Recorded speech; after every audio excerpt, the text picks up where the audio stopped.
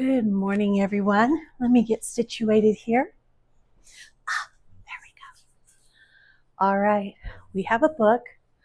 Sorry, it is still backwards, but it is called The Creation. And let's go ahead and read this story. The Creation. All righty. One more page. Okay. The Creation. Before there was music or rhythm or rhyme, and even before the creation of time, before there were oceans or lands with its features or anything in them, for there were no creatures. A father looked down on the wide open space and said, I know just what to do in this place. But that was before anything came to be, before there was even you, long before there was a me. So he started in thinking and planning his plan, and what he envisioned was wonderfully grand. He'd need to make heavens that reached up so high as go on forever to fill up the sky.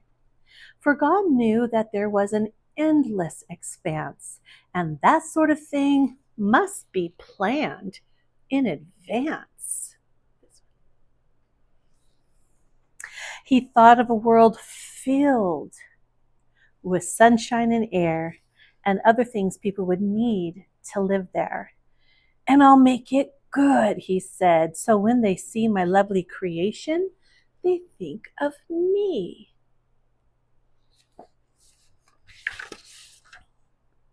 So God made the world and he started it spinning.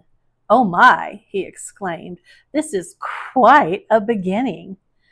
But it was a world that was formless and void, and certainly no place that could be enjoyed. All covered with darkness, as dark as could be, he had to do something or no one could see. So with his great power and wisdom and might, he stretched forth his hand, or is it his hand, and said,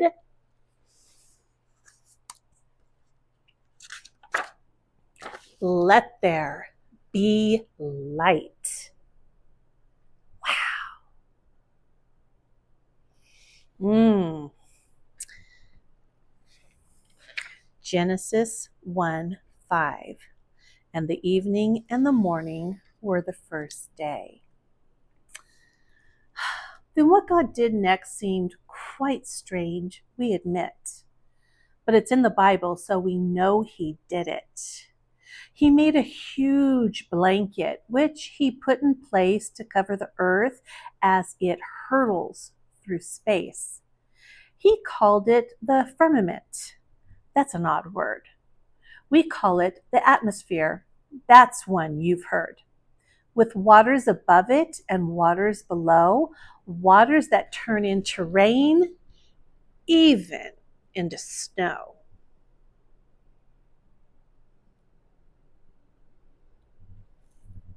Genesis 1:8. And the evening and the morning were the second day. He gathered the waters on let me start that again, please. He gathered the waters on earth all together, and dry land appeared so he could tell whether the grass and the herbs and the fruit trees would grow. They certainly did, because God made it so. But how could they not with his thousands of seeds, and how could he help but be very pleased? The earth was now green. It was beginning to yield its plentiful, glorious field after field.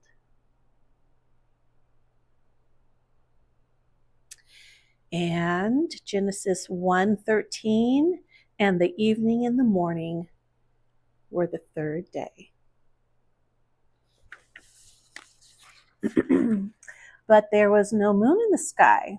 There was no sun. No stars in the heaven? No, not even one.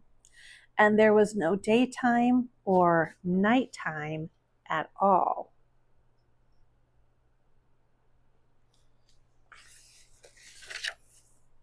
No summer, no winter, no spring, and no fall.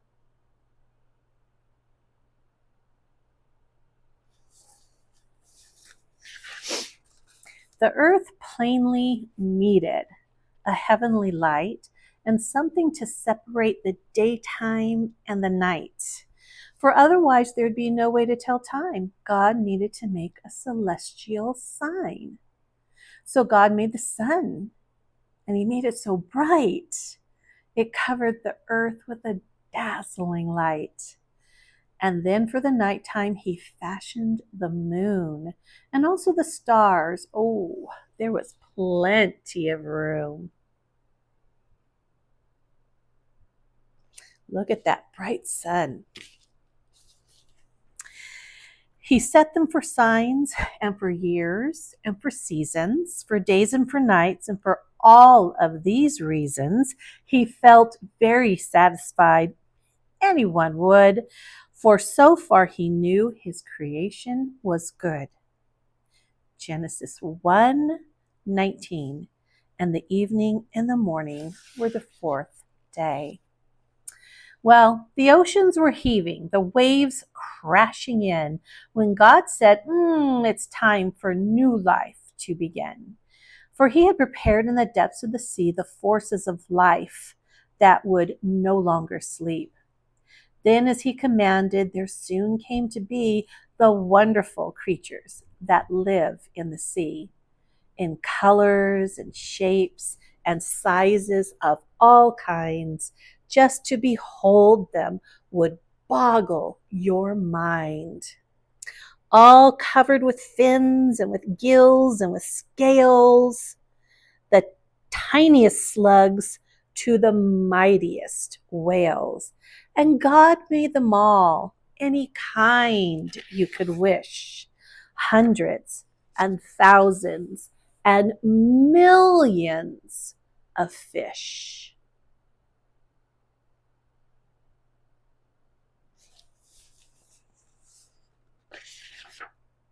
While seas full of fish were a wonderful sight, skies that were empty just didn't seem right. Of course, there were clouds. Clouds are beautiful things, but God knew the sky needed something with wings. Something that warbles a joyful sound and lives in a nest in a tree on the ground. For He could envision the fowl who would fly high over the earth like a breeze through the sky.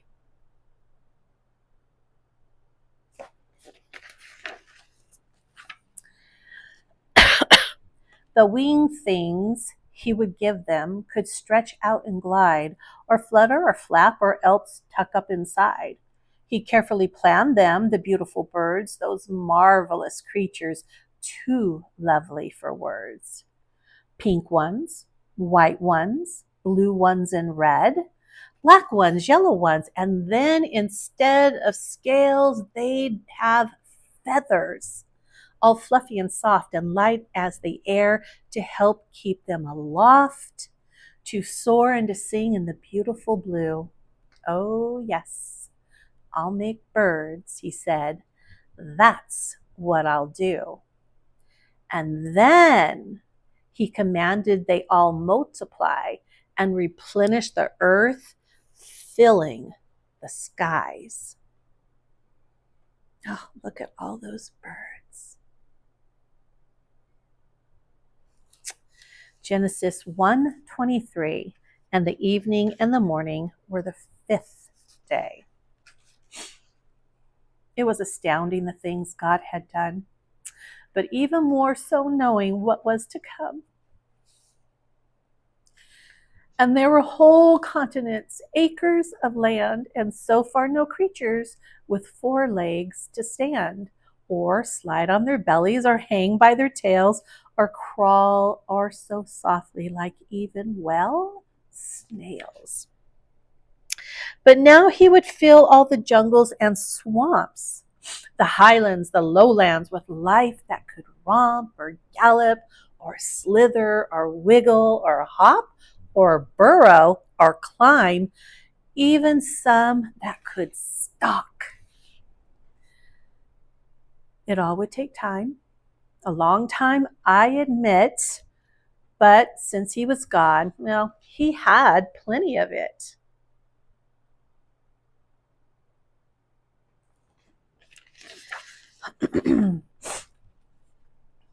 So first he designed them, and then he made cattle with hooves and with horns that you could make skedaddle.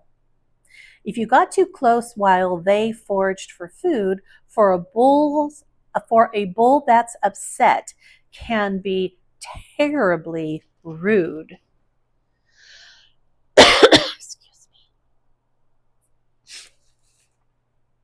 Then, like it or not, he made things that would squirm, like creepies and crawlies. He even made worms. There must be a reason why bugs had to be. The bugs I like best are the ones that are far from me.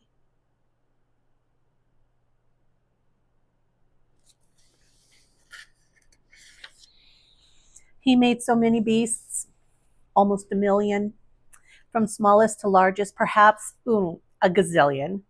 Some most ferocious and dangerously wild, and some that would make a fine pet for a child. The fish and the beasts and the creeping things, too, were more than enough to fill up a zoo. Next, he commanded the cattle and beasts to bring forth their kind so that they could increase and bless all the earth with both raiment and food. And God saw it all, and he said it was good.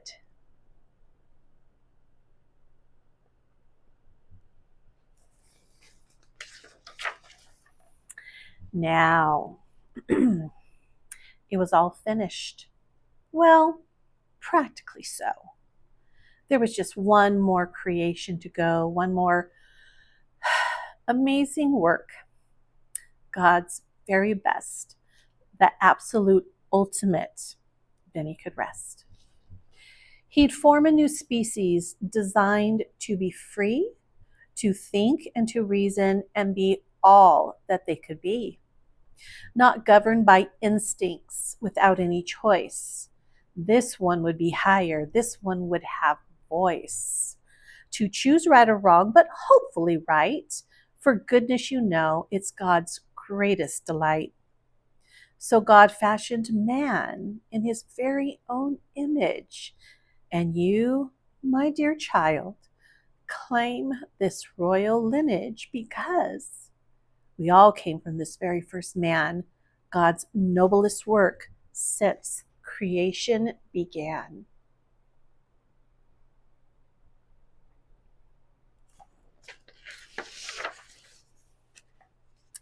Now, God called the man Adam. That's how he was known. And God said, it's not good for man to be alone. I'll fashion a woman, the beautiful Eve, the loveliest creature a God can perceive. And when Adam saw her, surrounded by light, his heart skipped a beat. It was love at first sight.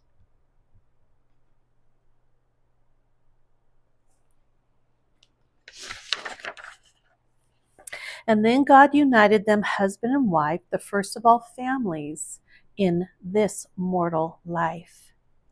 Genesis 1:31. And the evening and the morning were the sixth day.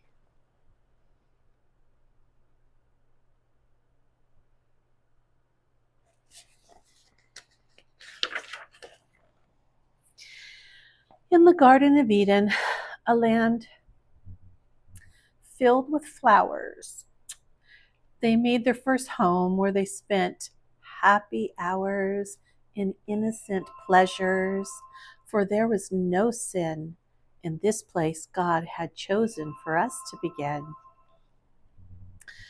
But then came temptation, and then came the fall, and they had to leave Eden and that changed it all. But we'll save that story for some other time. Perhaps we'll find it in some other rhyme. And there they are. They're leaving.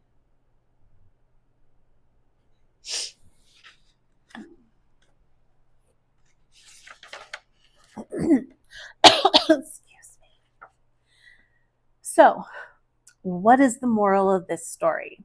It is simply this: we didn't just happen to somehow exist.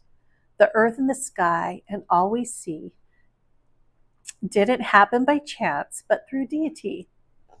For all of creation was under his care. From the very beginning, our Father was there, perfecting each step with divine overseeing as all of the universe came into being. So worship and serve him, our God high above us, and know all he did was for us, for he loved us. And this is not the end, but the beginning.